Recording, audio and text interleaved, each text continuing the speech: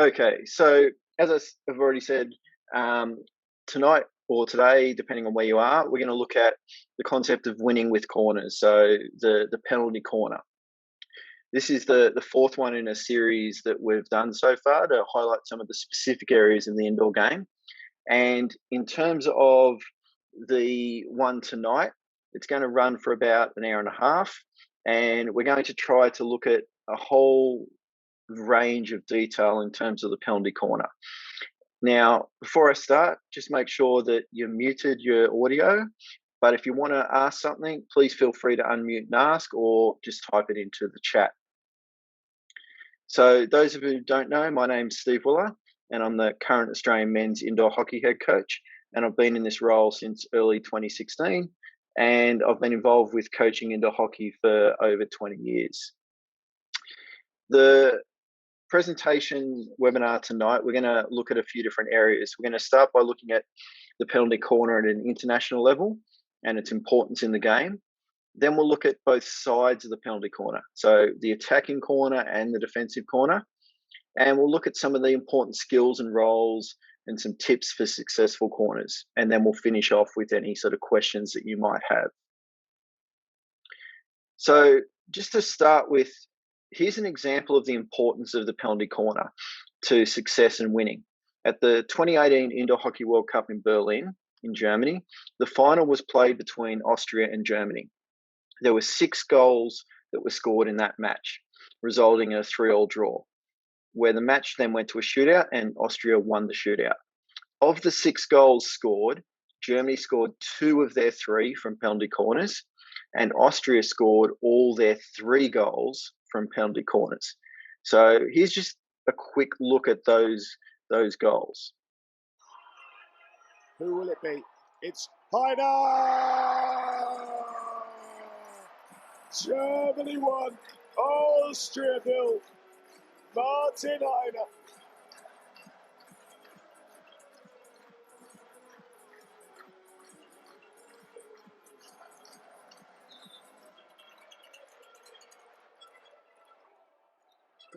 Austria got a quick response. Goalkeeper is right at the top of the D. It doesn't go to him. It's a goal. It's a fantastic goal from Dominic Ure. And he salutes the goal as well with Eitenberger in celebration. 2 on the score. Austria are not going to be a walkover. No, Ure right on the top. It goes to him and he scores. You cannot keep this man off the score sheet. Rather muted celebration for him. 19 goals in the competition, equaling Otter, the German number 9, in 2015. Normally, Christopher Ure is far more exuberant in his celebrations. This time, on the shootout in the semi-final, 4-3. Stanzel, Goalkeeper goal, 3-2. Austria have a goal back. They need another. If they're going to take this to another shootout, they have just over 7.5 minutes to do so.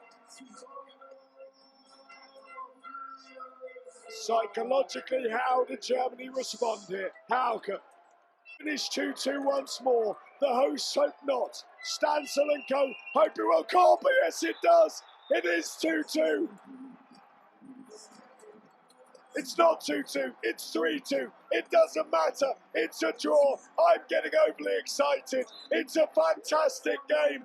This is what indoor hockey is all about. Germany 3. So as you can see, penalty corners play a huge part in the match, and it's really important that we understand how much of a role they play, and then we start to look at them in more detail so that we can make it work for us. Now, before we start getting into some of the detail, I just want to define a couple of terms I'll refer to a lot during the webinar. So the first one is the left side penalty corner and the right side penalty corner. So from my point of view, I'm going to be calling the penalty corners the left side or the right side based on the attacking team's perspective. So, i.e., the attacking team to their left is the left side corner, and to the right is their right side corner. The one on the screen at the moment is what we would call a left side corner. So the push out is from the left side of the goals as the attackers look at it.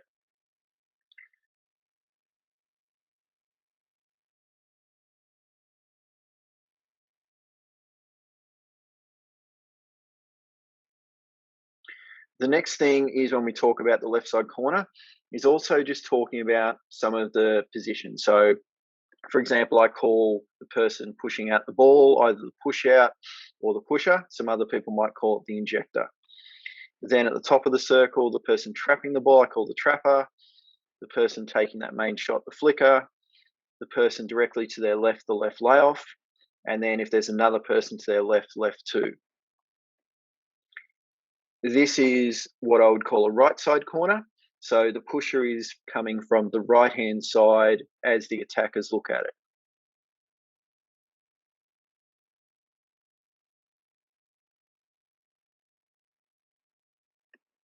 And similar to the other side, the person pushing that ball out, I call the pusher or the push out. And then we have players, and I normally number them. So starting from where the pusher is, player one, going to their left, player two, then three, and then four. So when I start to refer to player one or two on a right side corner, hopefully it will make a little bit more sense. Now, before we start to actually look at the physical corners, I want to look a little bit into what happens at an elite international level and what we can sort of observe and gain from those that have already played.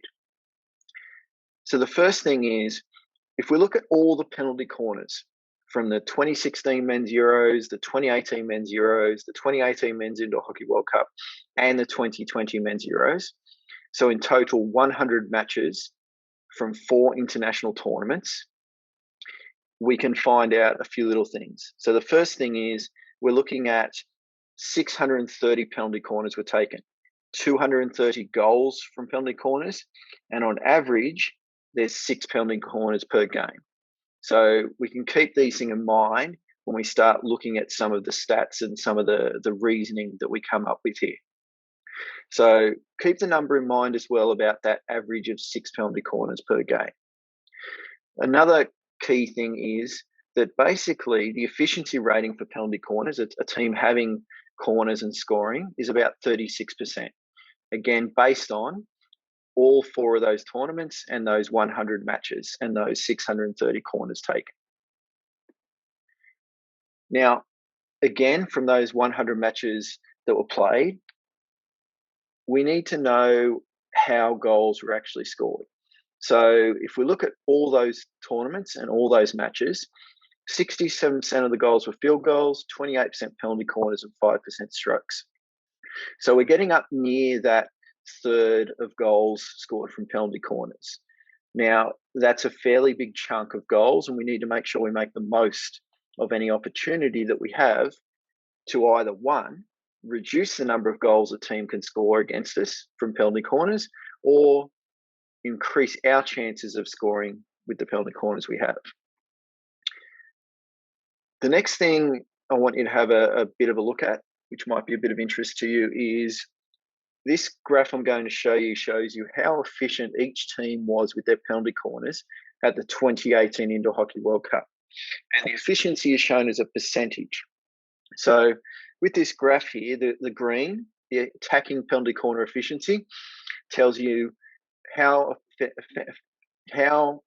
effective a team was with their attacking corners. So on the left there, you've got Australia with 23. So that means 23% of all the attacking corners they had, they scored from. So not as high as it would like to be. And then if you look at the red, that's the defensive corner efficiency. So there was 60%. So 60% of the time they were able to prevent a goal when they had a corner. And if you have a look at various teams there are some teams that were very efficient when it came to defensive penalty corners, the red lines, and they were up around that 70 or higher percent that it was difficult for teams to score against them.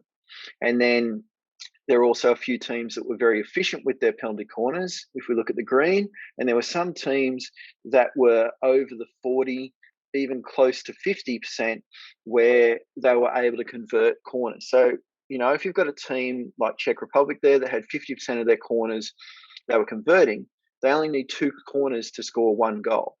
So it just shows you that the efficiency changes between teams, but it is something which is really important to be aware of.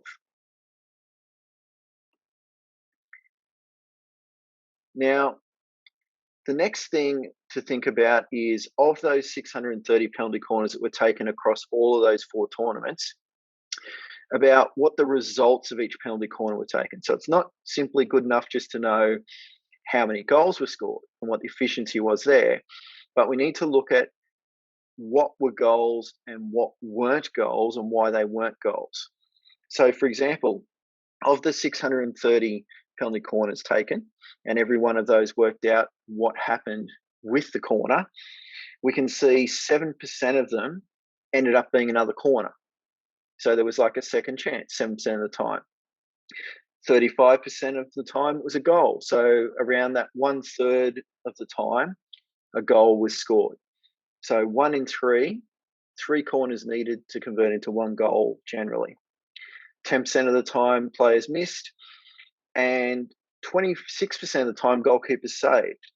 So the goalkeeper plays a fairly large part in these defensive corners because they have the ability to save around a quarter of these corners that are being taken.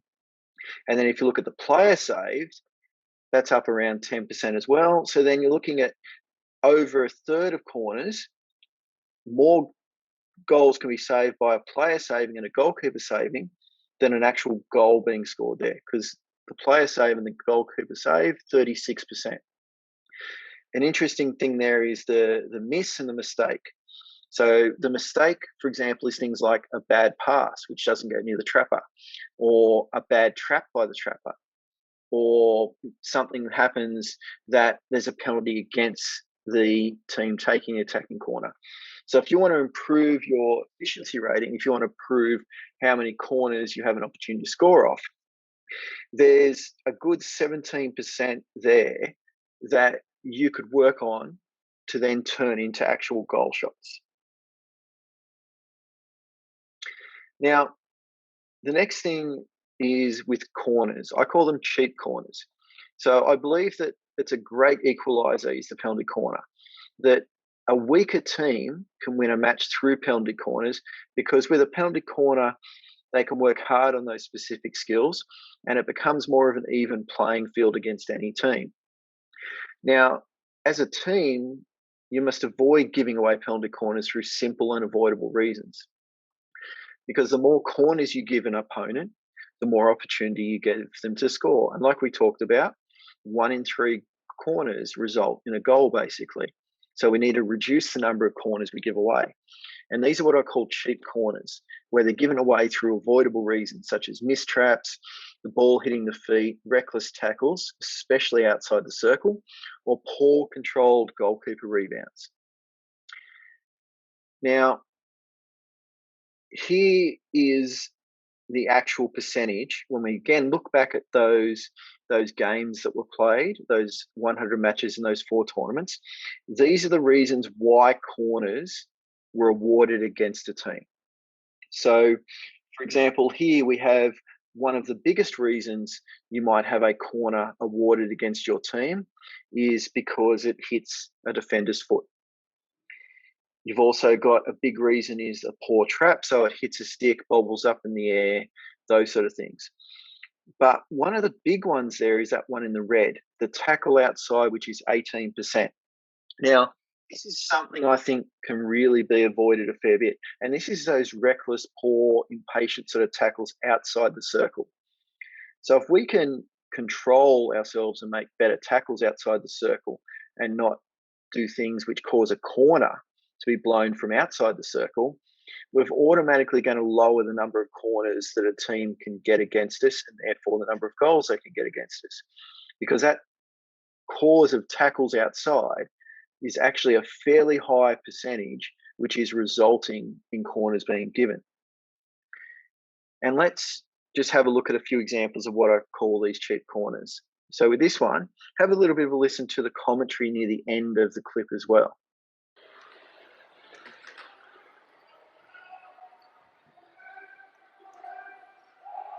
That's come off the foot there of Layoff.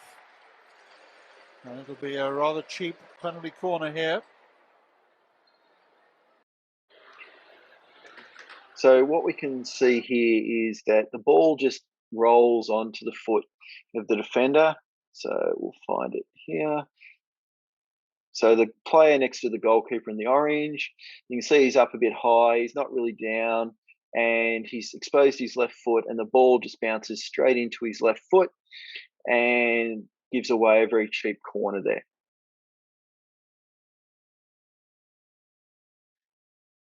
Now, the next area that we mentioned was those tackles outside, what we were calling those sort of reckless tackles. Now, I reckon these can be easily eliminated from a team's game, and therefore they can reduce the number of penalty corners against and goals a team might have against them.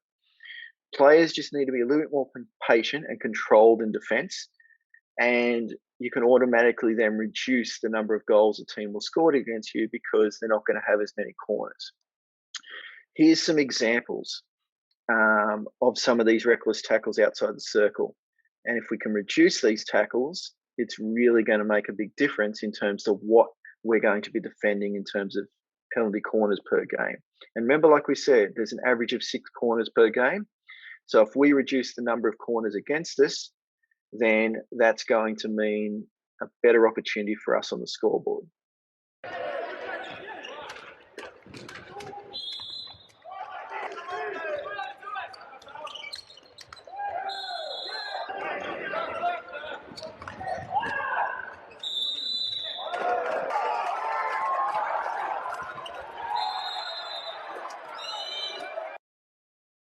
So there's some, and we're going to have a look at a couple more. But again, these are the type of things that then result in us having a defensive corner against us, and then the possibility of goals against us. And these are things I think that can be avoided. And it's about making players aware and then being able to control their patience so that we don't end up putting ourselves in positions of having more goals against us. Biram Van down the line, turns inside the attentions of Shearer. Poor challenge from him, penalty corner. Layoffs wins it well. Layoffs, down he goes. Penalty corner time. And well, seeing that he was lifted. Oh, now then that'll be a penalty corner. And this could be even more for Gilles.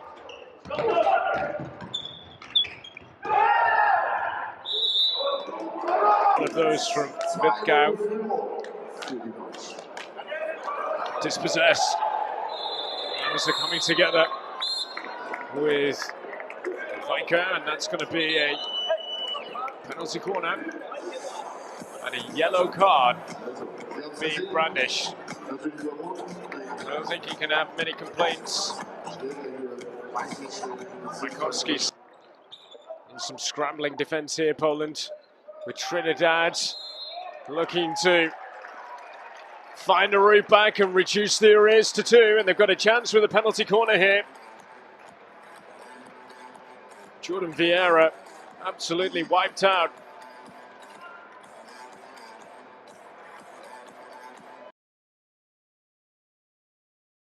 Now,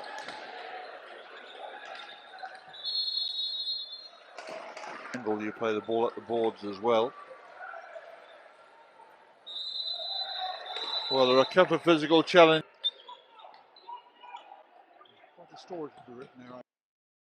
So I've spent a little bit of time on that one because I think it's a really big one that we don't understand how many corners result from what happens outside the circle with some impatient tackles.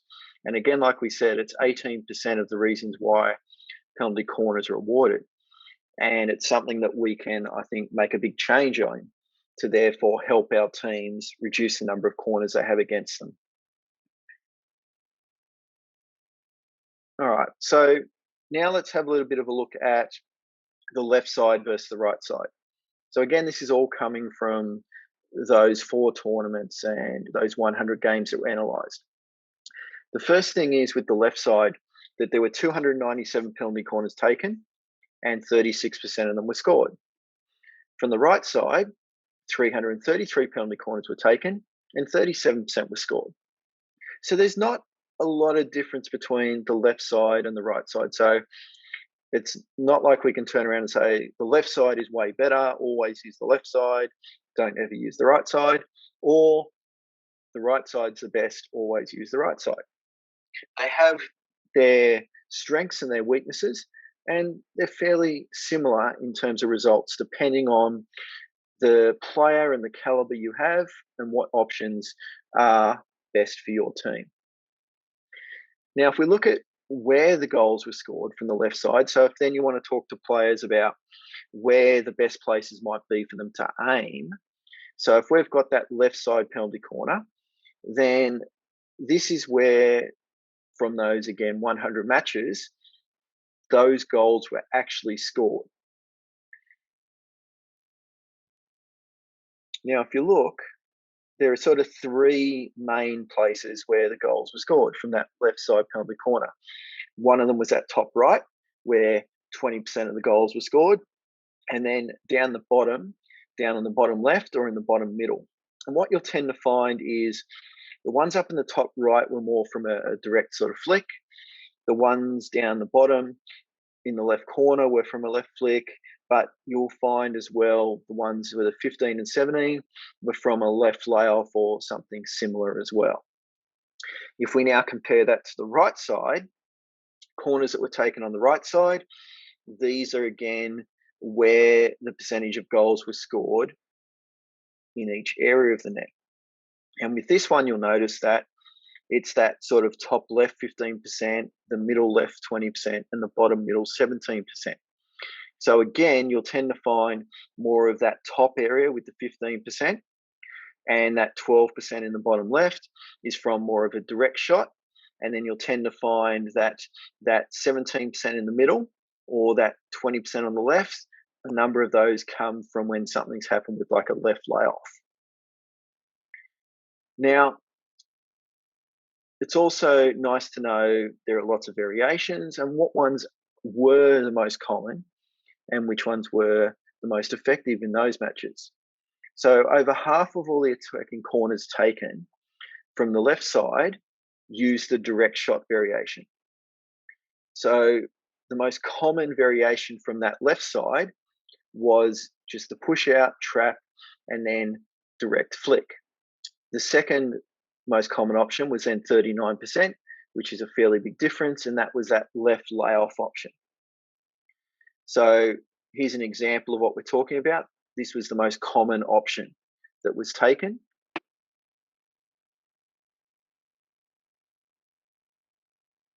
So that push out, that trap, and that flick.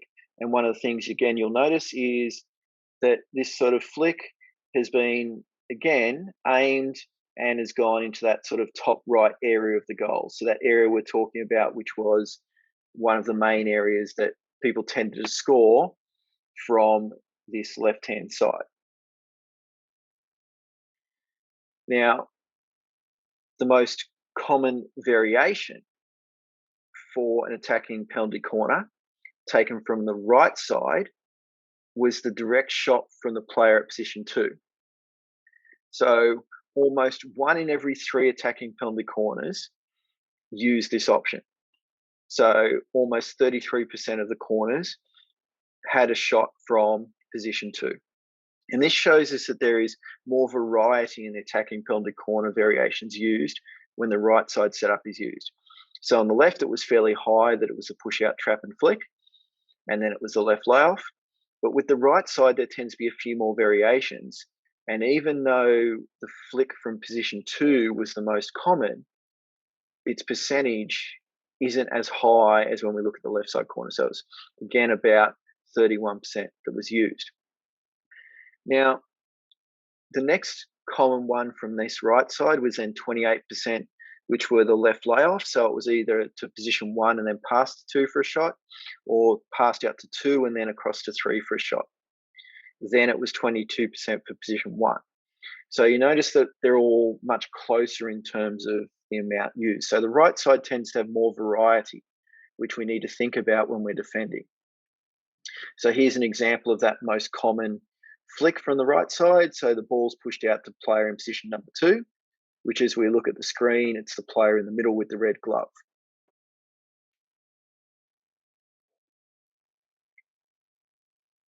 And that tended to be, again, across those 100 matches, the most common corner variation from the right side that was used. Now, let's have a quick look at what the most effective penalty corner variations that we used across those 100 matches.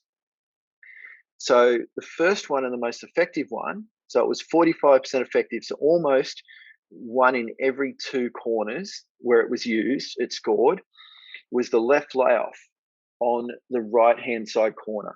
So that's where, for example, the ball was passed out to position 1 and then laid off to 2, or it was pushed out to 2 and laid off to 3. And that was the most effective corner across those 100 matches.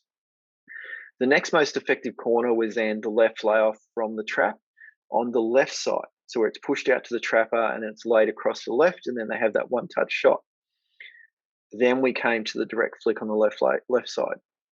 So if you notice, the 2 most effective corners are the ones which involve the ball going to a player and then them laying the ball off to another player for a one-touch shot. So by having the ball come to a position and the defence moving and the goalkeeper moving to one position, and then the ball moving laterally, and then a shot being taken where there's an open goal or an open net, was more effective than just the typical straight flick. Now, the next thing to look at is where to score. So when we talked about the left-hand side and we talked about that direct shot, the best place was the top right-hand corner. So the left side with the left layoff from the trap, it was either the bottom middle or the middle of the goal. With the right side, it tended to be having a direct shot from position 2, and it was either in the top left-hand corner or the top middle. And with the right side corner again, if it was a left layoff, it was down in the bottom middle or the middle left, is where the highest percentage of goals for each of those variations was scored. All right.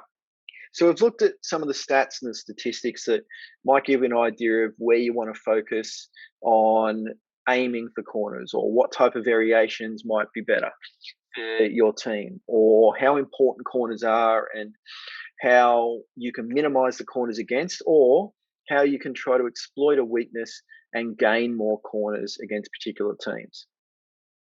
Let's now have a look at some actual attacking corner variations and setups. So the first one is we're going to look at the left side penalty corners, and we'll look at the attack first, and then we'll look at the defense, and then we'll move into the right side corners.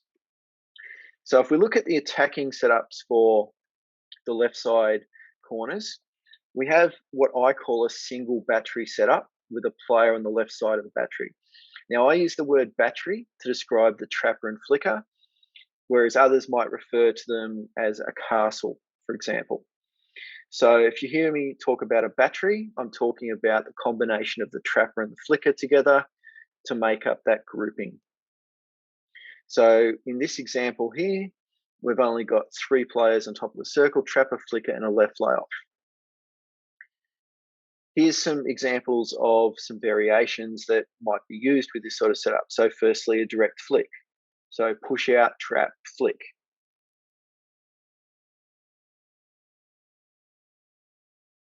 The ball goes straight out, is trapped, then the flicker flicks the ball. Again, you can see nice, easy flick into that top right-hand corner. Another variation is the left layoff. Now, I'm going to show you a few left layoffs because there are a number of ways the ball could be laid off. So in this first example, the actual flicker, number 17, is going to lay the ball off square so that the teammate in the left layoff position can then do this one-touch shot at goal. So you can see there that it's the flicker who lays the ball off. And there's a couple of important things in these corners to be aware of. And I think the first thing is a common mistake made, especially at lower levels, is that the person taking the shot, so number 28 here, as he shoots, at lower levels, what will happen is that person will trap the ball and then they'll take a flick after trapping it. Now, if you trap the ball, it makes it then harder for you to score because you have a lot less time after you've trapped it then to get your shot away or to have the open net that you need that's being created because of the runners initially running at where the ball was being trapped. So it's really important that this becomes a one-touch shot, not a trap and flick. The other thing here you'll notice is that the flicker does this pass as we've talked about, and you'll notice that the flicker who's doing the one-touch shot on the left layoff, is already in a position before the ball is really passed to be able to receive and then flick. So they're not really moving after the pass.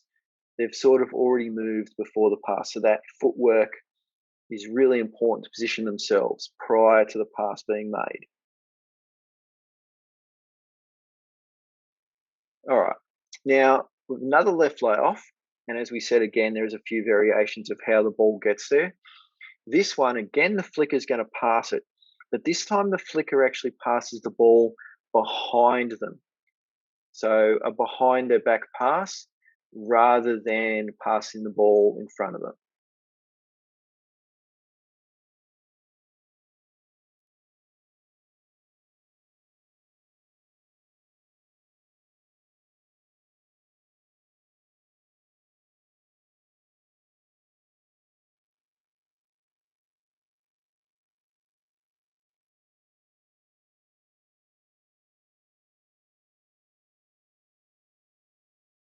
And again, with this, you'll notice, we'll go firstly back to the little behind the backs pass. So you'll see that they move past the ball. So it's a dummy like they're flicking. And then they give this little backstick pass, which then puts the defense a little bit unawares to what's happening and gives the shooter a little bit more open goal. And then again, the person taking this left layoff one touch is already positioning themselves before the ball is really passed. So as soon as the ball arrives, they're in a good position to get that quick one touch going and that quick shot.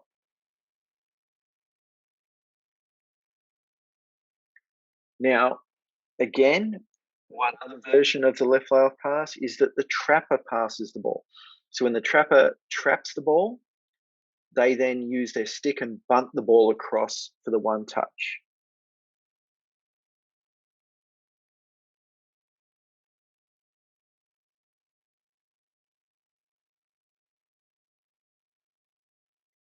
So here with this one, you'll notice, if we go back to it, you'll notice the trapper with their little bunt of the stick here, they pass the ball across to the person having the one touch shot.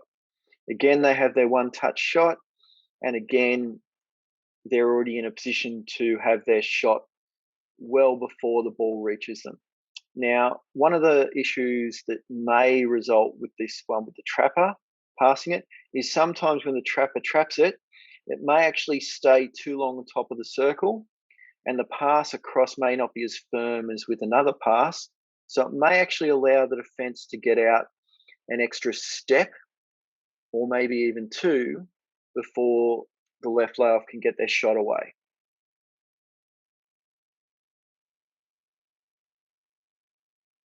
But that's another variation that can be used to move the ball across that left layoff position.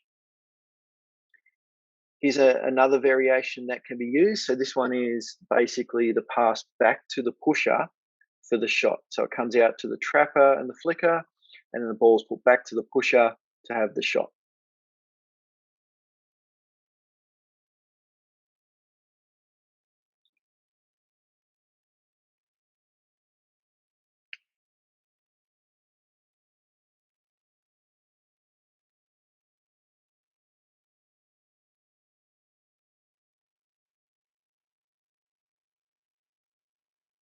So this corner would work particularly well if, for example, the goalkeeper comes out really far, and if this results in a large gap behind the goalkeeper and inside the goals here. So the pass basically bypasses the goalkeeper and the front line of players, giving an open net behind. If a goalkeeper was to stay back close to the goals, then this corner would not be an effective option.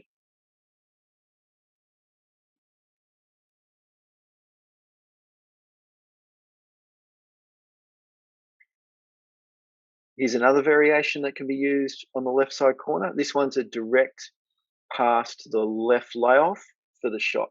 So it's going directly to number 26, and then they have the shot.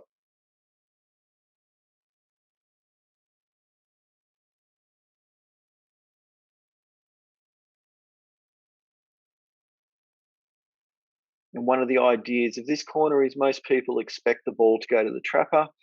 So as the defense runs out, they're expecting it to go to the trapper, and it's to try to catch the defense unawares and then create that little bit more gap, that little bit more time to then be able to have an open goal to shoot at.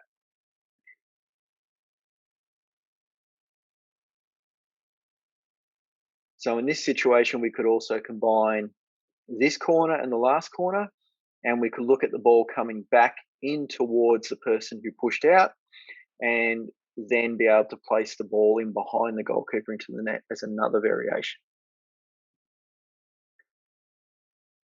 Now, another setup for the left-hand side is with that single battery, but having two players to the left side of the battery. So a left layoff and a left two player. So here's an example of what it looks like in a game. So now we've got a fourth player on top of the circle, and they've just taken the direct flick option here. So you can use all the same variations that we've just seen for just the normal setup with three players. But what it then does is it allows another option to be used, which is the far left layoff. So the ball bypassing the close left layoff and going to the left two player.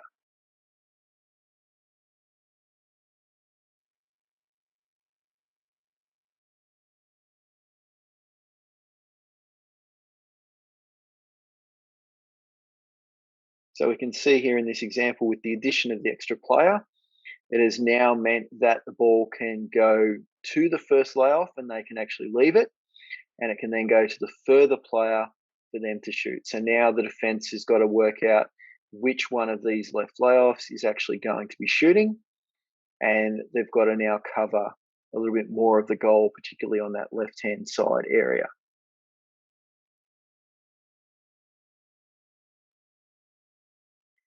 Now, another variation can be, rather than having two players to the left of that battery with the trapper and flicker, is having a left layoff and a right layoff. And we've already seen a similar variation to this with the corners we've already shown, but here's an example of a corner that's now being done with the one on each side. So again, go straight to the left layoff for the flick, but we've got a player that's also on the right-hand side moving in.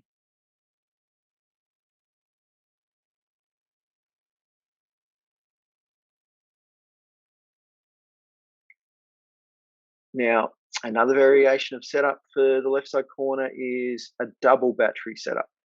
So two trappers, two flickers, rather than just a single battery setup. Here's a couple of examples of variations for this. So the first one is you could put it out to either battery for a direct flick. This one's just an example of it going out to the battery on the right for a direct flick. And again, we see that top right-hand corner utilized to score the goal.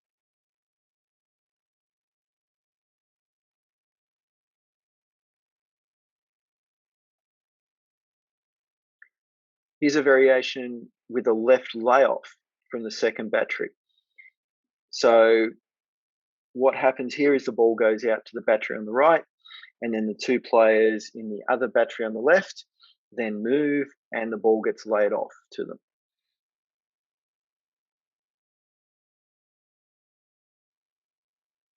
So again, we have a similar corner to what we had with the normal setup, but it started with a double battery to confuse the defense a little bit about which battery is it going to. And here's another left layoff again, but with the players moving in slightly different positions.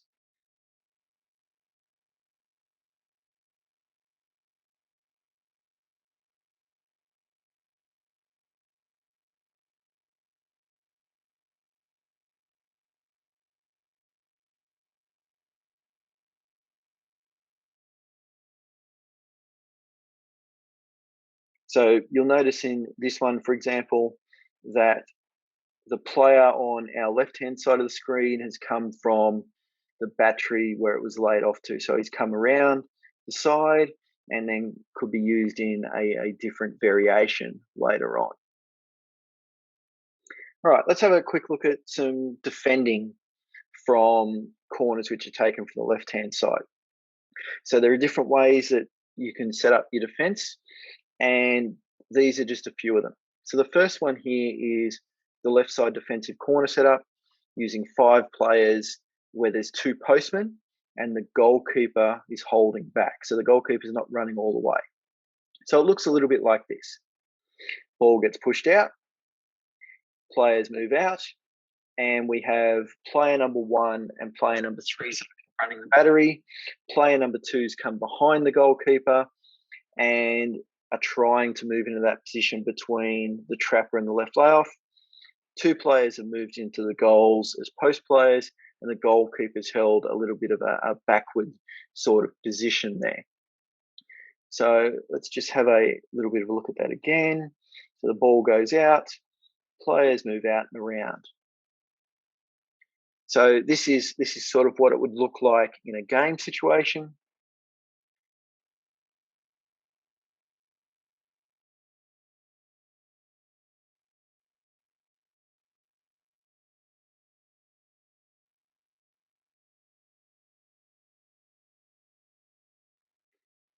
So if we look at this a little bit slower, we can see that the goalkeeper comes out but sort of holds and props ready to make a save. When the ball's laid off, they can then move across a few steps to try to cover more of the goal. We notice that 2 players have come into the goals to cover the posts. And we notice the player who's coming out to confront the left layoff shooter has come behind the keeper and then is running out trying to get between the trapper and flicker and the ball going to the left layoff. So they're on their 4 stick as they confront the shooter. So we can do the same sort of corner, but the difference here is the goalkeeper goes all the way out. So some teams like to have their goalkeeper go all the way out and be the main player putting pressure on. So as the ball gets pushed out, the goalkeeper continues all the way. And with this one, you'll notice that again, the first runner and the third runner have come out to put pressure on. The second runner's come behind the goalkeeper again to try to contain any of those layoffs to the left. And 2 players have come into the goals to cover the posts. Now, when the goalkeeper comes further out, it means if there is a left layoff, it's much harder for the goalkeeper to get to or save. The other thing is with these corners, you'll notice that the third runner, I put them in a position where they can apply pressure.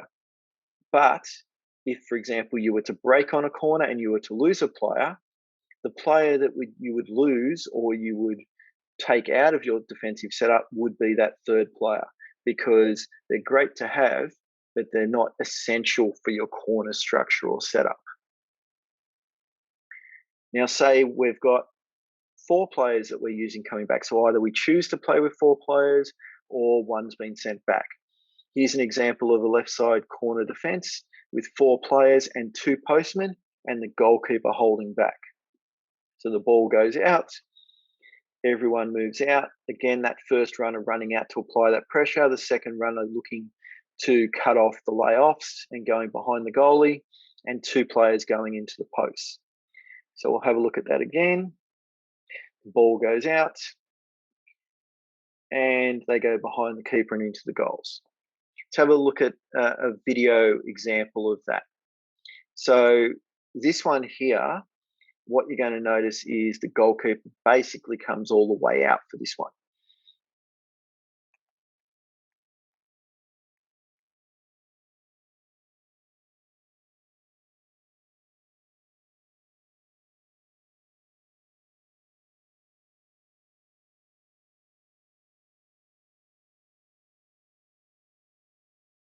So as we talked about earlier, when there is a left layoff, and if the goalkeeper goes all the way out, it makes it very difficult for them to make that save. And that's why if you are playing against a goalkeeper that likes to run all the way out, these left layoff options are very good to score. So here we can see the goal is running all the way out. Player runs around behind the goalie to try to get into that cut-off position to cut off that left layoff. A player's running out hard beside the goalkeeper, and we have two in the goals to try to then protect the goals from the ball.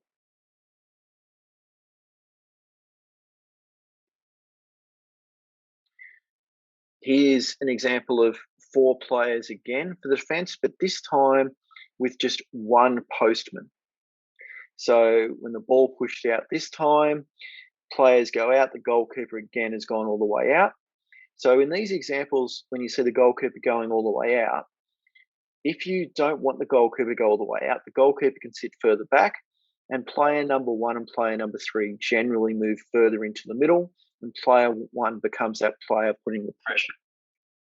So here again, though, we can see player number 2 came behind the goalie to look at the left layoff, and the one postman has come into the net. Here's a look at an actual video example of one similar to this. So 4 players from the left-hand side with one postman.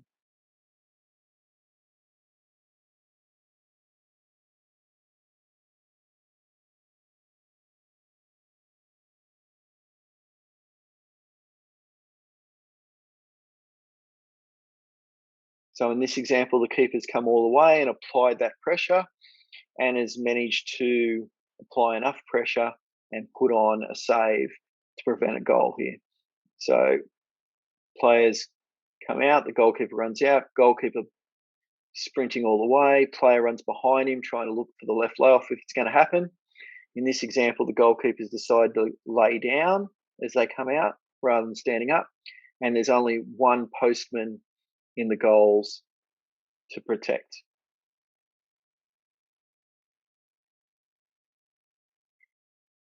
Now, we can have 5 players back here again with 2 postmen, but notice in this one we've got the third player is much wider. Some teams like to have a third player there, but generally what happens is they're not overly involved. So as the ball's pushed out, they move out, but the third player, rather than running out next to 1, this number 3 sort of holds back. So some teams like to have a situation where a player holds back a little bit rather than going all the way out. And here's an example of that here.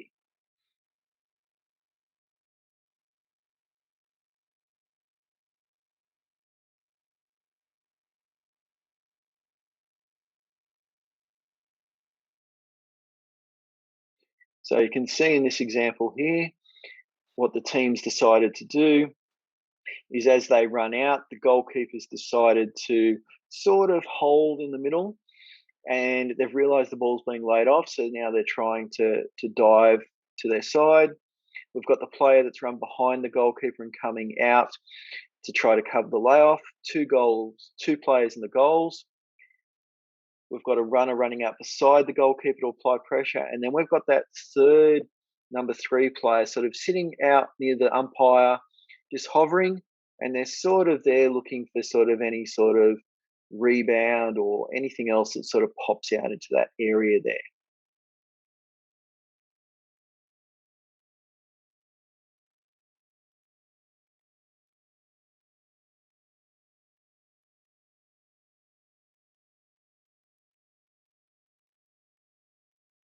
All right, let's have a little bit of a look at some right side penalty corners.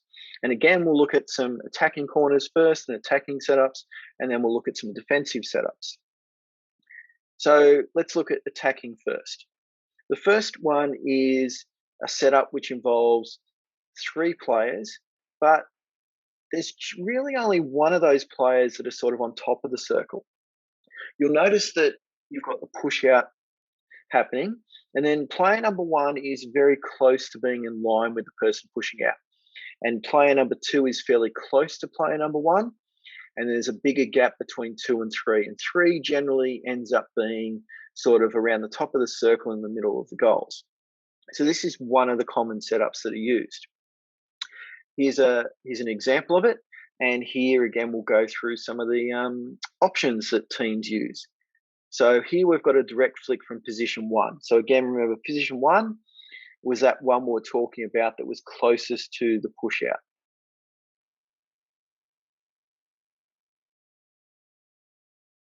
So ball pushed out, trap, flick from position number 1.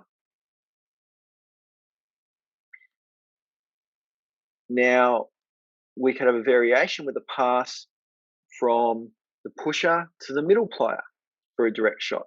So this would basically be what we would call the push to the second player. So there's our second player, or the player in the middle of those 3 for the direct shot.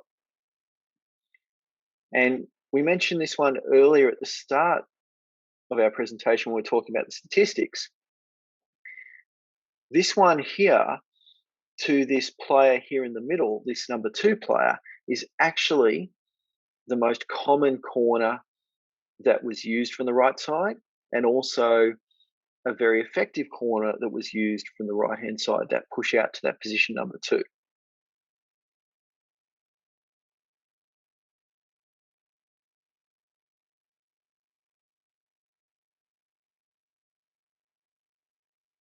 Now, one of the things that is often a little bit hard for defensive teams is if the position number 1 and position number 2 are fairly close together and 3 is a bit wider, sometimes it makes it hard for the defensive team the moment the ball's pushed out to work out, is it going to 1 or 2?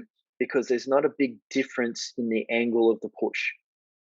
So what it means is often as the team runs out defensively, they have to wait till the ball's traveled a small distance before they can work out which one of those 2 players it's going to. Then they have to adjust their line. And sometimes that can be enough for the ball to go to number 2 and them to have a slightly larger gap to be shooting at in the goals and defenders to be off their line. In particular, sometimes goalkeepers don't adjust well when the ball goes out to position number 2, and they often leave a slightly larger gap to one side of their body. So it's worth having a look at goalkeepers that you're playing against and seeing if they do that and they allow a slightly larger gap to one side of their body, because they're not very good at picking up which player it's going to in terms of the 1 or 2. Now, another one is with these 3 players on the top, a 2 with a dummy flick. So again, the ball's going to go out to number 2, but they're going to do like a stick feint, a dummy, and then they're going to have their flick. So it goes out, sort of sold it that it was going to sort of lay it to the left, and then a little drag to the right, and then has the flick.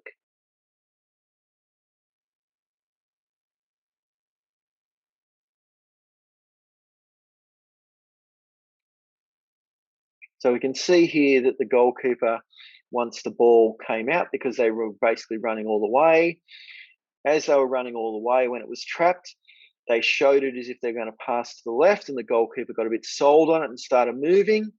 And then when they've dragged it back to the right, the goalkeeper's been wrong-footed. So these sort of things work really well if a goalkeeper is going to be running all the way out, because it makes it easier for you to wrong foot them and then open up a large proportion of the goal to shoot at.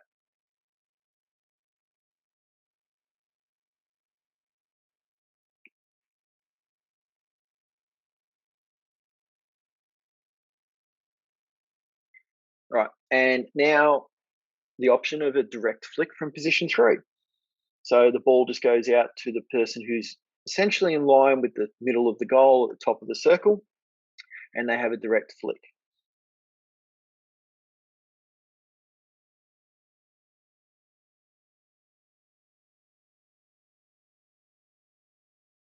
So again, one of the things I want you to notice here, just with these positions here, is again, just notice how with the attacking team, how we've got those positions 1 and 2 who are fairly close together, and position 3 is then further away. And position 3 is really the only sort of person who's sort of in that central top position. The other 2 players are much wider and much closer to the pusher. So this is just one of those sort of setups. And we're going to get into another setup shortly. And as I mentioned earlier about the goalkeeper sometimes leaves a bit of a gap to one side. Here with this, you'll notice as the ball goes out to the top, the goalkeeper sort of adjusts their positioning too far to the right.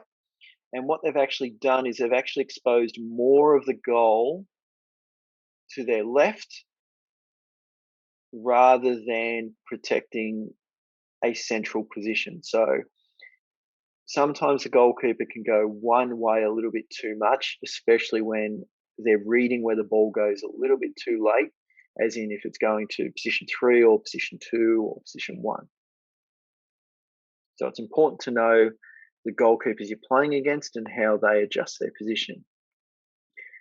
Again, with this same setup, we've got again that flick from the position number 3 straight away.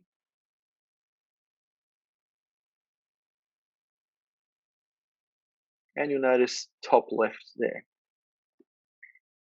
Now, left layoff, we talked about this as being one of the most efficient corners from the right-hand side. So this is a left layoff where it goes to position number 2, then to position number 3. So ball goes out, ball is laid off, and again, a quick one-touch shot, and the person at the top of the circle is already in position ready to shoot.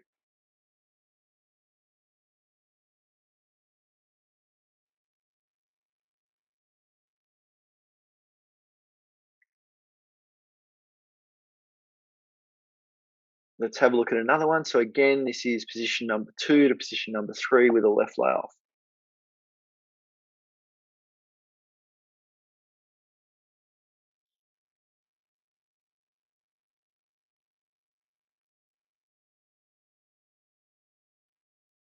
Now, you can take the same setup and throw a 4th player in if you wanted to.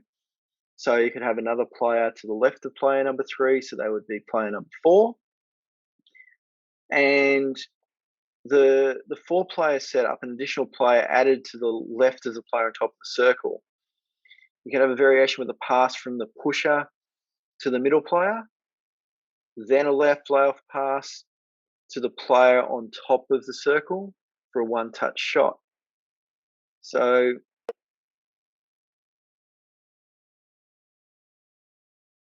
we can just have the normal one there, but we could have also gone the ball further across if we wanted to. And we could have also had an additional option. We'll just wait till this comes back with the replay.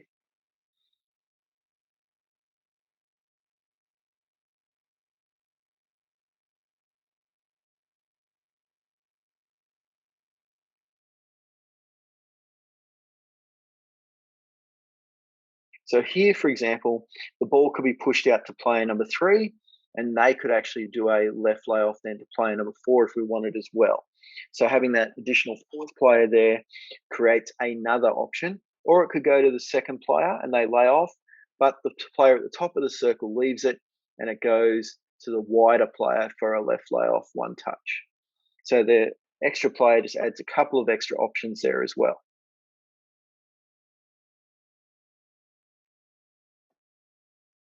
All right, now we talked about a slightly different setup that could be used. So another setup that can be used is having those 3 players, but rather than them being 2 of them close to the line of the push out and only 1 at the top of the circle in the middle, we actually have all 3 sort of around the top of the circle.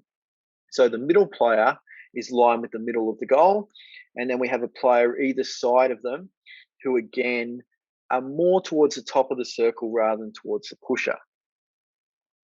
So it looks a little bit more like this when we see the setup. It's almost like a flat line of 3 players at the top of the circle. And again, we can use all the same sort of options. So we can have a direct flick from position number 1, and then they can flick the ball. So the person flicking from position number 1 is almost in the other setup, flicking from that position number 2 almost. We can have, again, a flick from the person at position number 2 directly. So again, all these similar options, but a slightly different setup with the 3 players in line at the top, rather than being all 2 of them close to the pusher and 1 at the top. So we could also have position from flick number 2 here again. So the middle player. And you'll notice with more of these corners that are taken from the right side with these flickers, that they tend to be more around that top left rather than the top right, which we had from the left-hand side corners taken.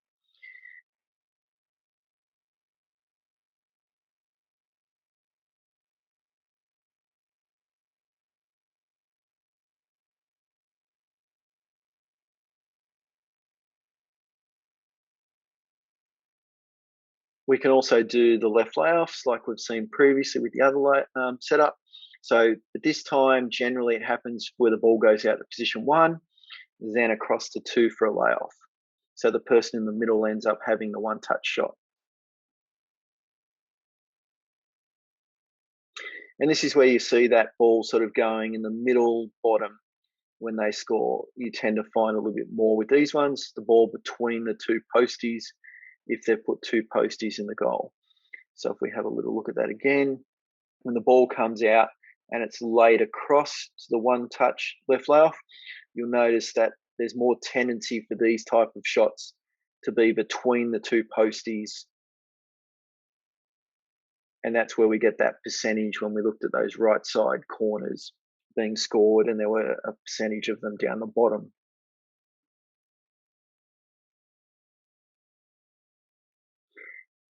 So left layoff again, 1 to 2. And that one's gone up that little bit higher with this one.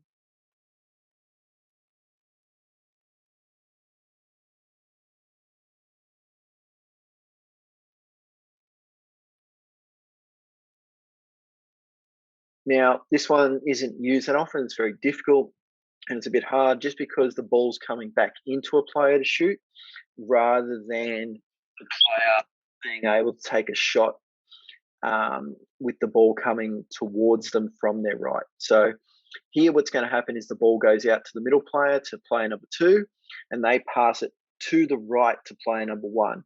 So they've almost got to let the ball come across their body before they can shoot, and it just makes that little bit harder, but it's a variation that can be used. You can see it's just that little bit harder because a bit more footwork's required from the actual flicker to take the shot. And that sometimes takes a little bit too long and defenders can get out in time. Now, this one is probably a little bit better of a variation of this last one that we saw. And instead of it being to the person to shoot from position number 1, it's more for them to make a deflection. So here the ball comes out to that middle player to player number 2, and they put it back to player number 1, but you'll see it's more aimed as a deflection shot rather than an actual trap and flick.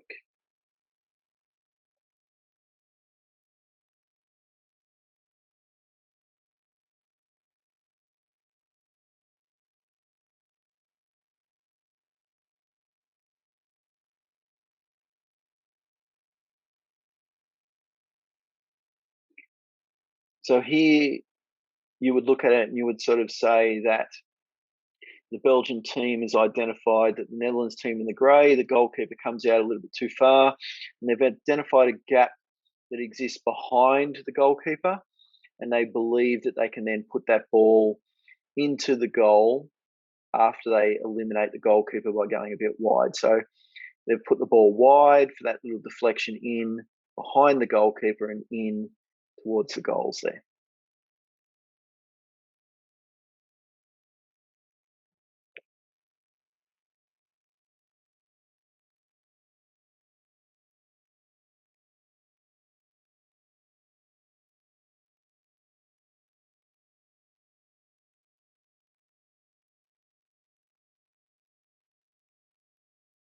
Now, a slight variation on that one. So I'm going to show one from Australia here because I've seen it done quite well here in Australia. Is again, we've got the 3 players at the top, and again, the ball goes to position number 2, so the middle player. But rather than going back to player number 1 for the deflection, it actually goes deeper towards the back line, and it goes back to the pusher to then tap the ball in.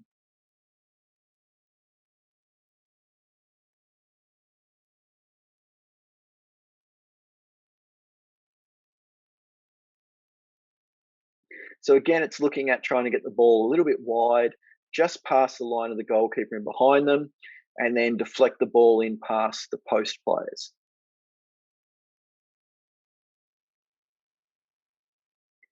So the ball goes out to the middle player, position number 2.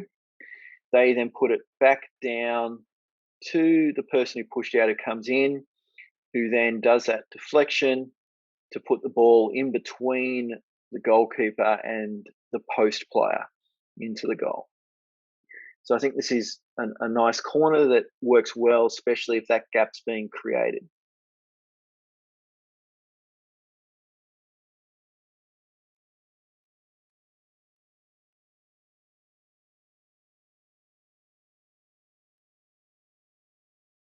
All right, I want to have a look at a particular variation of a corner now, but we're going to look at it as being 2 different sides doing it. And I'm going to have a quick chat about why I think one's slightly better.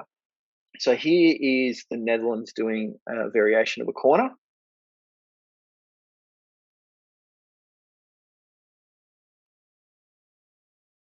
So the ball went to the middle player and then got laid left. Then it came back to position number 1, and position number 2 then flicked off it. So that was the Netherlands team executing it. Now, here is the Russian team in the red doing a very similar corner. It's just a slight change to the way that they've done it. So they've done it where it went out to number 3 to begin with, and then across to number 1 for the trap for 2 to flick off. Whereas the Netherlands players had that little section in the middle there. So what I want to do is I want to have a quick little look at that, because I think it's worth having a look at. So going to just share my iPad. Let me just bring it up. And there we go, it's up. All right, so if we have a quick look at these 2 corners, the first thing is we'll just have a quick look at the Russian version of it. So when the Russians did this corner and it came out to this player here, what ended up happening was the defense came towards this player to begin with. And then as the ball got played across to here, as the defense was running out, they saw that pass and they were able to shift across. And that meant by the time number 7 came in a flick, the defense had shifted across into this area, meaning the defense was in the way. So as you watch it, you'll notice that the fence runs out sort of straight, then they veer across. And they end up being across and in line with where the person is taking the shot before they can take the shot. And that's because what's happened is the defense has basically run straight out at this person trapping and then veered over to where the ball went. Whereas if we look at the Netherlands approach, which I think is a much better approach, is when the ball was pushed out, it was pushed out to the middle. So the defense are running towards where this ball's been played. Then as the ball gets played across to the top, the defense then shifts and starts moving over towards where that ball was passed. And then when the ball gets passed back across, because the defense is moving this way, they then find it very difficult to then change directions and come back. And that creates more time and more space on this side of the net for where these players want to have the shot. So I think it's really important that when you do this variation, it comes to the middle player, they pass it left. So as the defense runs out, they veer to that side. Then when the ball gets passed back, the defense finds it harder to come across. They've also left more space over this side. So then there's more space for the actual shot. So as we watch it, you'll notice that the defense comes out And as they come out, they're then starting to concentrate on making a save for here. So there's no one worrying about this space. Then as the ball moves across to there, and now they're ready to flick, they've got all this open room and they're basically shooting at two postmen. So I think having that little layoff to the left first then creates the time for this shot. Because this sort of variation requires a number of passes, it requires more time. The more time taken, the more players can actually run out and get in position. So if you want to look at this variation, I would recommend it goes to the middle player, then gets laid left, then comes back to be flicked off, because that creates the space over here and commits the defenders to this side of the goal. Whereas with the Russian variation done here, with the ball coming out to here, the defenders come out, but as the ball goes across, they're still moving across and they've never moved away from this space. So then there's no real space to shoot at when you want to later. All right. So I hope that makes sense with how that variation sort of works there, but how two different ways of doing it actually can either have an effect where a goal is scored or an effect where a goal isn't scored. All right, so let's now look at defending from the right-hand side attacking corner. So the first one we'll look at is 3 on the non-ball side with 2 postmen. So there's no players on the ball side. So it looks a little bit like this. So when the ball's passed out, we've just used it going to the third player here, but it doesn't really matter which player it goes to. As people run out, the goalkeepers come out and held there, but again, a goalie can choose to run all the way. Player number 1's running towards where the ball's being pushed out. Player number 2's holding back a bit, and player number 3's a bit wider. And then 2 players have come in to the post. So this is trying to basically just cover that direct shot, and it's trying to really make it harder for them to score on the defender's right-hand side. Now, it exposes, though, the side where the ball was pushed out. So that means if you were then to use corners where the ball went back to the pusher, or the ball went back in for a deflection on to number 1, or even if you were to do the variation where we just saw, where it goes to 2 across to 3 and back to 1, you've got a bit more room on that side of the goal. So here's an example of what it sort of looks like in a real game. You'll notice how they leave that pusher side of the net sort of exposed with no runner, just the people in the goals.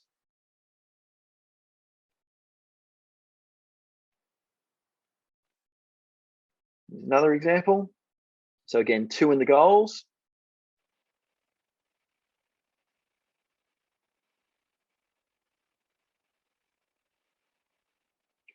Now, one of the alternatives that some teams might do on this, though, is I'll just go back to that, is often what they might do is when they get the 2 players that run into the goals there, that if the ball does come back to the side where they've got no players who have run out, one of those post players sometimes can be given a role to then move out of the net and move towards the ball. So as these 2 post players are in the goals, if the ball was to go to number 23 or the pusher, they might have a dual role where they then have to move out.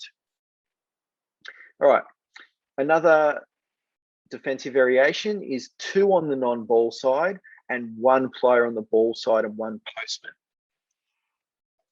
So the ball goes out again. We've just put it to number 3 to make it easy. Goalkeepers sort of come out and held.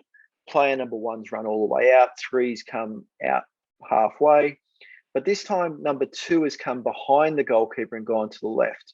So they're looking at covering those options that might have then gone back to the person pushing out or back to player 1 or 2 with just a single postman in the net.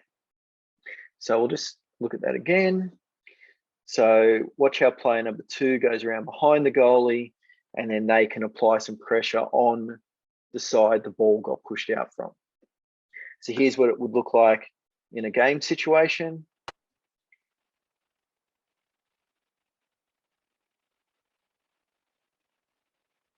And you can see how the player in the white, number 8, has moved behind the goalie and sort of run out in between those gaps between the pusher and where number 12 is. And there's only one post player in the goals there. Again, one post player and one player who's moved around behind the goalkeeper to the side where the ball was pushed out from.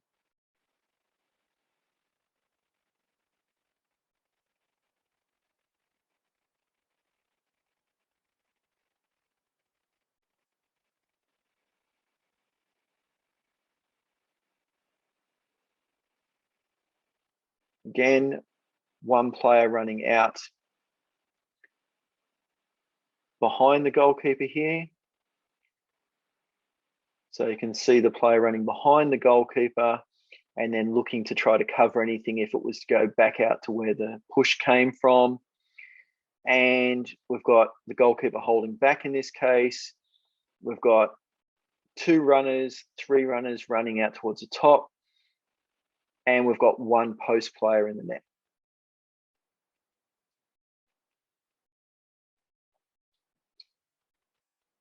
Here's another slight alternative of the same thing. So we'll get our 5 players back. Ball's passed out. 2 post players, 2 to the left, and 1 behind the goalie. So we have our 2 players in the goals, our 1 player here that has run behind the goalkeeper to go back to the side where the ball was pushed out in case they want to put the ball back there.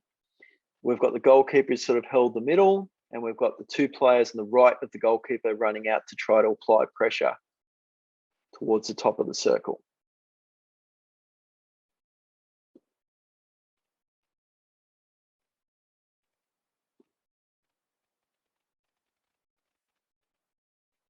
This is a slightly different variation on the last one, where again, there's 2 post players, but in this case, either because the corner's been too quick or they've just decided that's how it's going to be, we've ended up with 2 post players in the same post, 1 low, 1 high.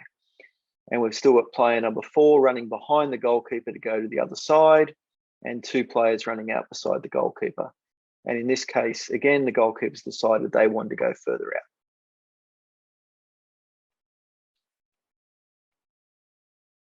Now, we talked about this and hinted at this a little bit earlier. So here's an example of it actually happening. So there's going to be 2 players on the post to start with here. But when the layoff happens, one of the post players then shifts to the other post. So have a look at what happens here.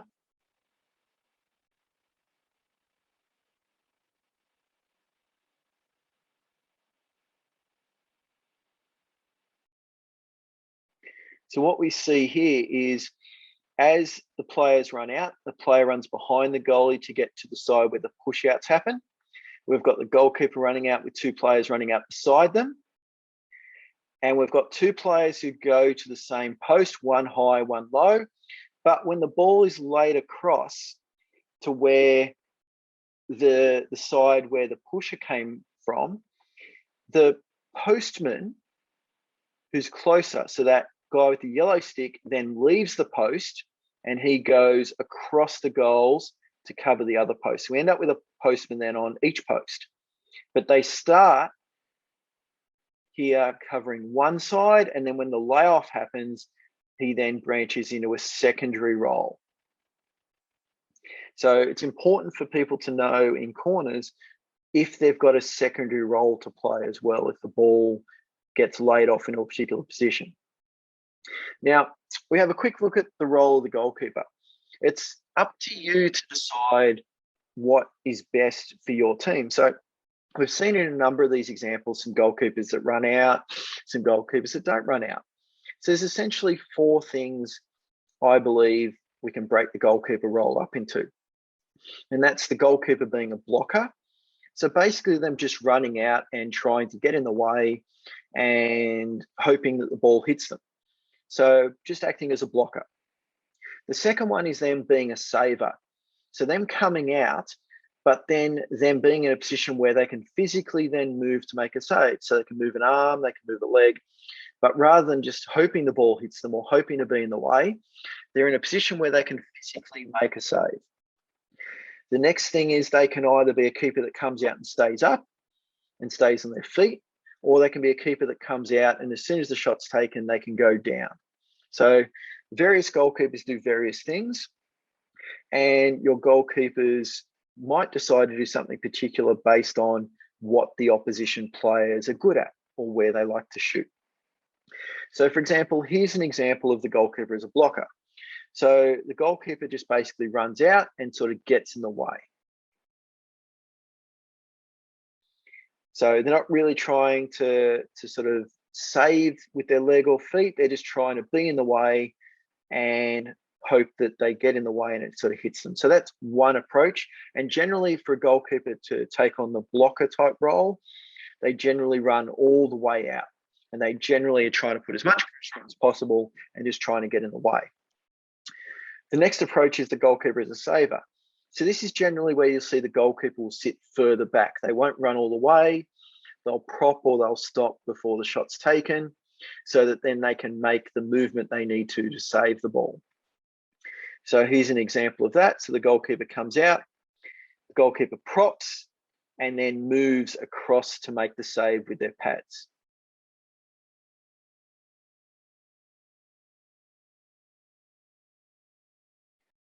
Here's another example. So the goalkeeper comes out and they get themselves in the line and they've sort of propped, but they haven't run all the way. And they're propping before the shot's taken so then they can move into the line of the shot. The next one is, as we spoke about, the goalkeeper staying up. So here's an example of the goalkeeper coming out, being a saver and staying up to be able to make that save. So they come out, they watch the ball, they stay up, so then they can make this save. So it's really important for you to work out, one, what you want your team to do in terms of the goalkeeper, because that's going to help you decide what the best defensive setup is for your team. But secondly, know what the opposition does, because especially with this next one we're going to show, where the goalkeeper goes down. If you know a goalkeeper goes down, then this could really affect the types of corners you use. It can also affect where you shoot. So here's some examples of the goalkeeper going down, for example. So it goes down, is able to save the ball because the ball was nice and low, hits them on the pads.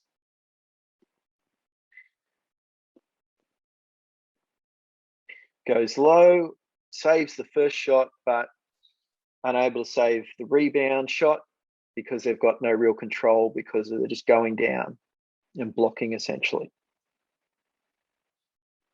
The other problem with going down for a goalkeeper is once you go down, it's very difficult to get back up. Another example, so the keeper comes out and they go down, so then just a high shot over the top of them, exposing more of that high area of the net. Another example, so this time they've gone down, but because of the way they've gone down, they've actually left a gap and the ball's been able to slide under them. I'm not a big fan of keepers going down. I think it's relying on the opposition, the attackers, to miss more than it is for the goalkeeper to save it. So as an attacking coach, I actually like it when the defensive keeper goes down. Next thing I want to talk about now is in terms of some attacking corners, a way to make it more effective for your players and things that they should be working on so that they can be more effective. The first one is just talking about footwork and how critical it is, and that it needs to be started before the ball is trapped.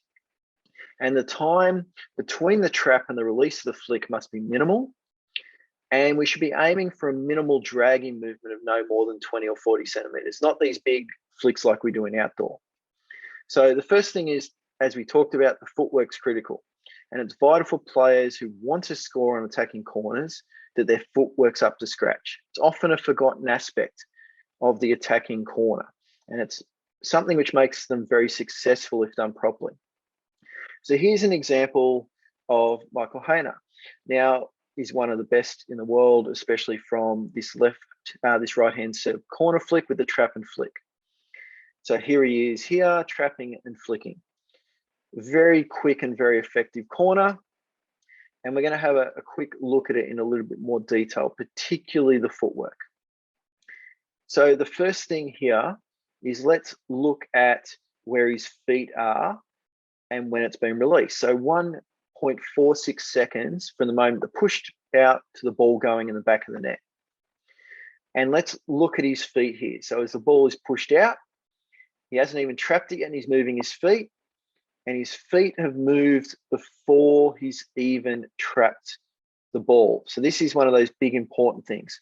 So the ball is pushed out, it's released, he's moving his feet, and he traps the ball at this point. And now all he has to do is take a little step there and the flick. So he's not trapping, then moving his feet. He's moving his feet and preparing them before he makes the trap. So if we look at here, he's about to trap the ball and then he's released the ball. So it's taken him less than a second to trap and flick the ball because of that preparation of footwork. Now, player on the other side. So again, you'll notice their footwork here. And again, it's the key. The footwork is moved before they even trap the ball. So the moment that the push out is made, they're moving their feet. So then they can actually make the shot as quick as possible. So here in the bottom left, you'll see him about to zoomed in. The ball comes in, he traps it, but his feet are already in position, and then he's able to get that flick away. So ball is pushed out, he's already moving his feet, and he traps the ball there. But look at where his feet are when he's trapping. So then he takes a little bit of a step again, and he's already flicking and releasing. And this is an important thing, especially for these right-hand side corners, is the footwork before the trap is made, not after the trap. So again, trap, flick, under a second to do the trap and the flick. The next thing is the quick release and the short dragging movement. Now we'll focus on this in particular for the left-hand side corners. So for example, with the trap and flick at the top of the circle.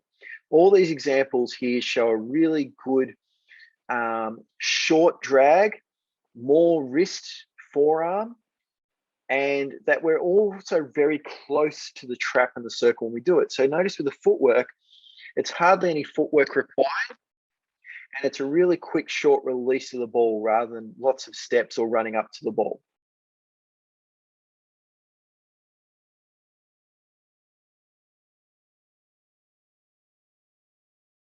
So you'll just notice how short and sharp the flick is there. And we'll show you another example here again. This one's a little bit further from the circle, but again, just notice the short sharpness of the actual flick itself. It's not a big, long dragging motion. It's not dragging the ball into the circle with multiple steps. It's short and sharp. Here we go again, starting again close to the circle, minimal footwork, and then that real short, sharp flick. And this is one of the keys to being able to create that amount of time and space that's then required to make these sort of flicks. So we'll just have a quick look there. So again, you'll notice it's trap, very short movement, very short flicking motion, and the ball is released well before these defenders can get to it. And that's one of the biggest, most important keys. Is corners are about being able to execute quickly so that the opposition can't close you down. The longer you take, the further the defense gets out.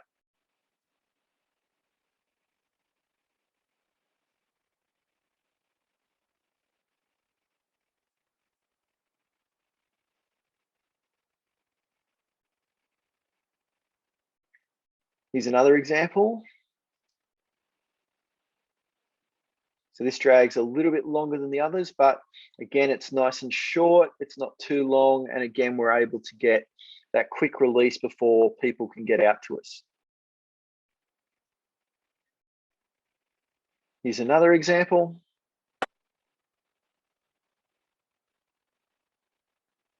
And again, you'll notice there's no real reduction in power or in accuracy by shortening the actual flicks.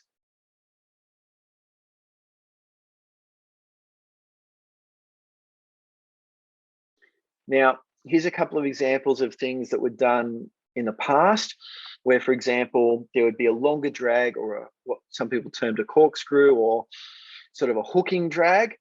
The longer that the ball's on our stick and the further we move the ball, often the further defense is out and the harder it is to score. So it's something we want to avoid these days, is these sort of movements where we try to take long dragging movements or big sort of hooking movements.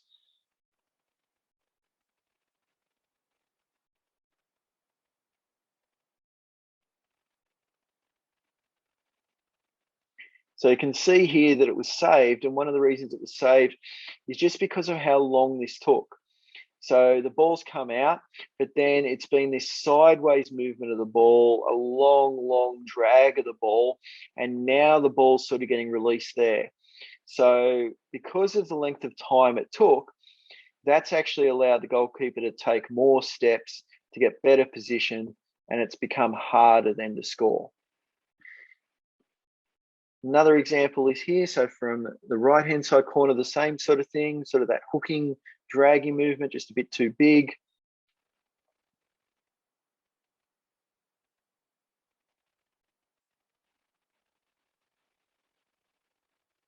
All right, so just because we take that little bit too long, where we take this big dragging motion and we're almost trying to hook it around and we're not even releasing the ball till there, and you can see how far that is away from the circle, it's just allowed the defense too much time, and it's really just made it a lot harder then to score from these sort of things. So we want to sort of avoid these long sort of dragging motions and movements. All right, the next critical thing is the post players. So the players that we put on the posts. When we look at them first, there's a few different ways that it can happen. So some teams will have what we call two low postmen. So they'll go into the goals and they'll be really low. So here, for example, you'll notice that all the postmen here come in and they're all really low.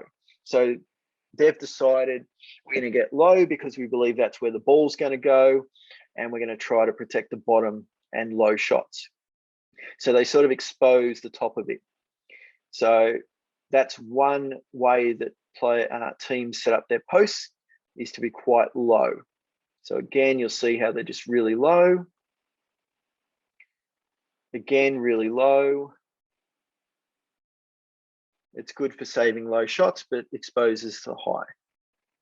The next one is what we call the double reverse postman. So two players on the same post, and they're protecting it using their reverse stick. So they're not standing in the goal.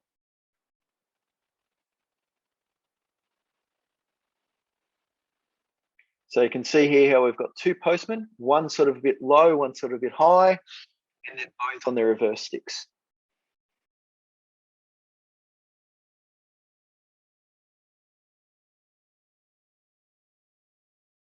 And sort of shot was taken a little bit here before we could see it clearly, but you can see they were basically had two postmen here, one low, one high, both on their reverse stick.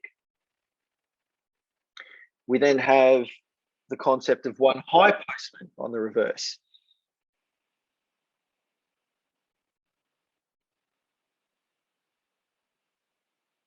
Oh, sorry, I didn't mean on the reverse. Sorry, I meant that was just a clip of one postman. So we come in here and we just have the one postman there up high in the middle. So he's not down low, he's sort of sitting up there in the middle. And then we've got the next one here, which again is our one postman, sort of in the middle. He's not really down low on the ground. He's sort of in that middle area, allowing him to sort of try to make saves up more in that middle region or high area. So there's different ways we can set up our postman. Now, this is the postman on the reverse.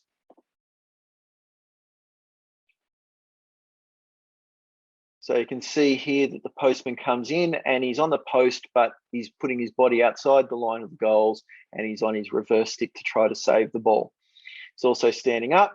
This one's a low postman on his reverse. And again, that's sort of a low postman on his reverse who's then stood up at the end to try to save that high shot. And a high postman on his reverse there again.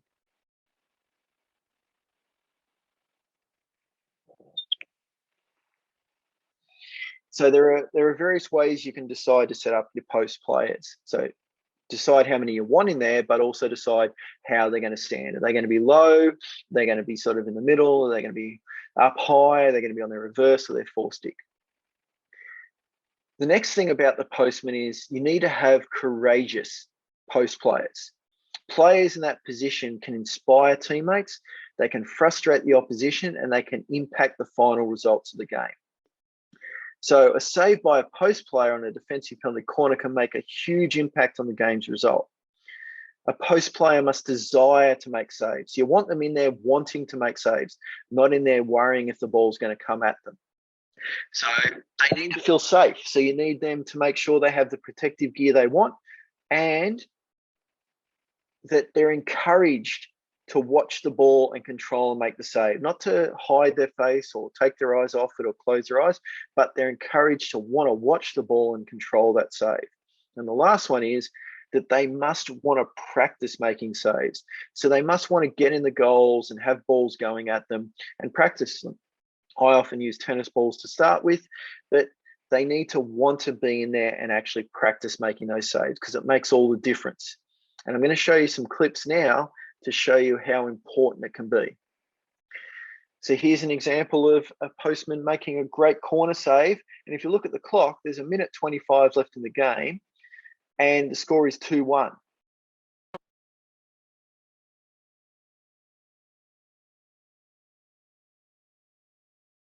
And save on the line there.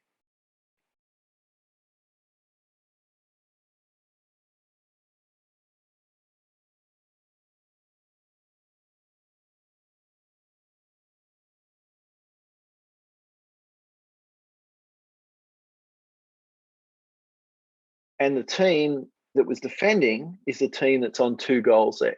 So if that team scored that corner, that would have drawn that to 2-2. So important part of the game. Here's another example. So again, look at the scoreline. It's 2-3. The team in the goals is up 3. The team having the corner is on 2. So this could even the game up at the moment.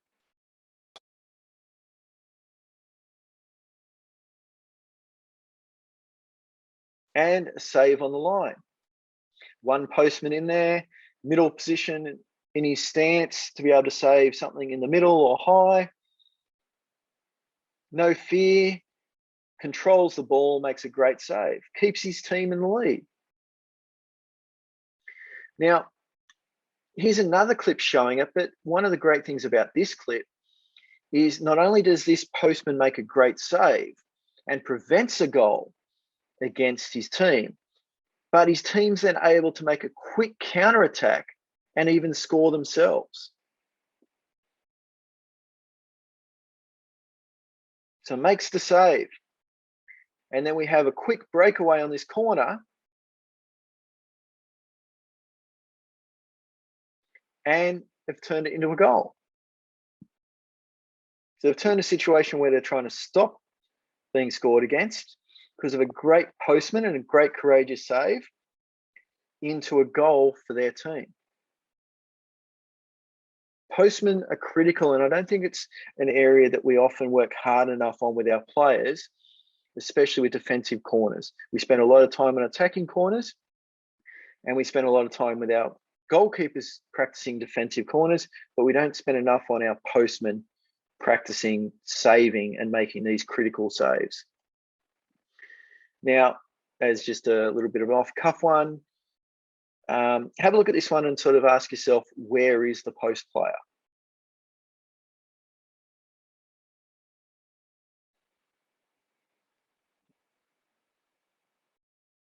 So you'll notice there's a post player that's sort of run in the net, but you'll notice there's this other post player that's sort of out beside the goals, behind the goal line with a face mask on, nowhere near the goals. So we want players that are going to be willing to get into the goals and be willing to save things, rather than teams which are going to be sort of outside of those nets and not being in there. And in this situation, the red team, Poland, is down by is down on 1, and Belgium is on 3. So if Poland scores this, they're within 1 goal of the Belgium team. So it's really important our post players are really committed to being in the goals and wanting to make those saves as well. All right, now I'm going to quickly just talk about the position of what I call the left layoff runner and the position of the left layoff, and then we're pretty much finished up. So let me just go back to our app on our iPad again. So the first one is I'm going to have a quick look at the position of the left layoff and the left layoff runner. So the runner who runs behind the goalie on that left side corner. So here we can see a corner, ball goes out, it's a left layoff, and they score. So the first thing is, we'll just wait till we get to the nice view of this.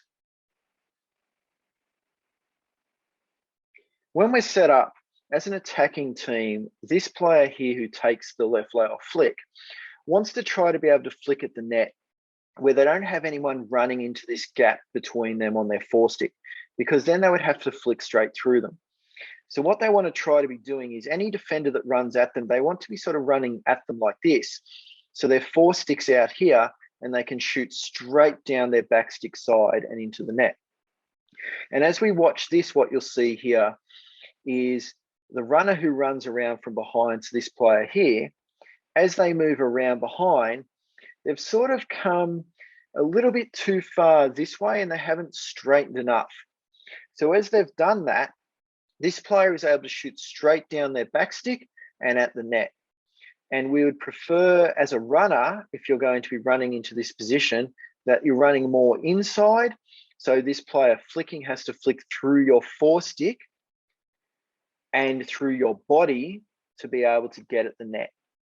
And if this player ends up being too wide, they're always going to allow this player to run between them and make it harder. So getting this person's distance to the side right is important, and getting this runner to get into that gap is important from a defensive point of view. So if I look at one where there was a good running line, here we're going to see a good running line and a save. So the difference here is what we'll notice is the ball's getting laid across here for the flick, and as the flick goes to happen, this runner who's run behind the goalie and is coming out is actually going to run to their forestick is in this area and their body's in this area. So now it makes it very difficult for the person to actually then flick that ball through. So here you'll notice forestick is more on this side of the player, more body on this side, which then makes it much, much harder for the person doing the left layoff shot to score that goal. Whereas if this runner here was a little bit more this side, then this would have allowed a bit more gap and they may have been able to clear that goalkeeper there. So just with that left layoff and that left layoff runner, it's important positioning there to be able to cover those spaces. Right, I know that was a little bit of a quick sort of look at that one. Just conscious of a little bit of time we have. All right, so as always, if you're interested in more resources, you can always go to my YouTube channel and I'll upload a copy of this webinar to the YouTube as well.